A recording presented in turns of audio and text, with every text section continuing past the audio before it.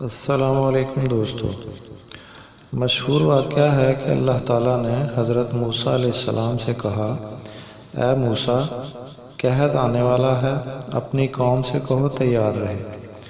حضرت موسیٰ علیہ السلام نے اپنی قوم کو یہ پیغام پہنچا دیا۔ ان کی قوم نے اپنے گھروں کی دیواروں میں سوراخ بنا دیے تاکہ قحط اور سختی کی صورت میں ساتھ والے گھر کی مدد کر سکیں، اور اس طرح یہ سخت دن گزر جائیں۔ کچھ وقت گزرا لیکن قحط نہیں پڑا۔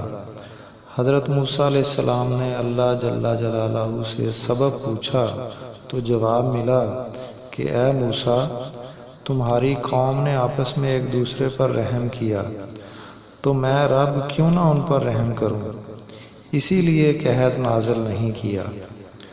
دوستو، آج کے دور کے ان مشکل حالات سے نکلنے کا ایک ہی راستہ ہے کہ ہم سب ایک دوسرے کے ساتھ رحم دلی کا معاملہ کریں تاکہ اللہ تعالیٰ بھی ہم پر رحم کرے۔ شدید مہنگائی اور سختی کے اس وقت میں اپنے غریب ضرورت مند رشتہ داروں، دوست احباب اور غربا و مساکین کی ضروریات کا خیال رکھیں۔